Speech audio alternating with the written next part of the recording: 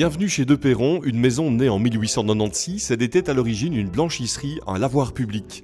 Premier tournant important dans la vie de l'entreprise familiale, la décision prise par René De Perron, fils du fondateur, de se spécialiser dans la location et l'entretien de vêtements de travail.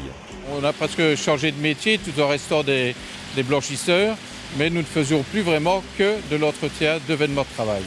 Et bien entendu, c'était assez innovant à l'époque, puisqu'il n'y avait pas grand monde qui s'en occupait.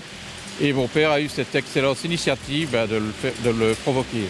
Alors si vous ne voulez pas commettre d'impair, n'allez surtout pas dire à la famille De Perron qu'elle vend et lave des salopettes de travail. Leur métier dépasse largement le cadre de ces deux notions. L'activité principale, c'est de la blanchisserie industrielle, comme vous pouvez le constater tout autour de nous.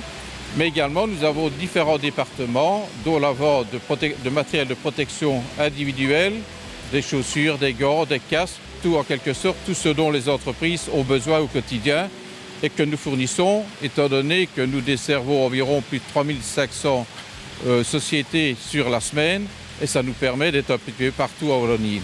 Chez De Perron, le vêtement de travail s'envisage un peu comme un leasing full service. Ça démarre par la prise de mesure du personnel que nous devons équiper, et nous suivons à ce moment-là toutes les fluctuations du personnel tout au long du contrat.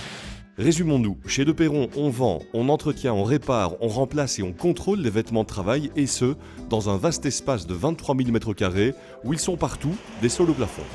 Pour nous autres trier, plus de 11 000 vêtements par jour, ça nécessite une logistique, qui nous demande énormément d'espace, d'autant plus que nous souhaitons personnellement faire en sorte que nos collaborateurs travaillent dans des locaux qui soient propres, sécurisés, où ils ne sont pas tous l'un sur l'autre, afin qu'ils puissent effectuer correctement leur travail. Au même titre que certains considèrent les coûts de personnel comme une charge, nous on considère plutôt qu'elle fait partie du capital de l'entreprise, parce que s'il n'était pas là, tous les contrôles de qualité que nous effectuons régulièrement au sein de l'entreprise, à tous les niveaux, que ce soit dans le département magasin, que ce soit production, que ce soit au niveau de la réception du linge, il est un fait sûr et certain que nous ne ferions pas la différence par rapport à nos collègues. L'entreprise De Perron emploie 140 personnes sur un seul site. Son chiffre d'affaires est de 14,5 millions d'euros. Parmi les projets de l'entreprise, une nouvelle unité automatisée de récupération et de triage du linge.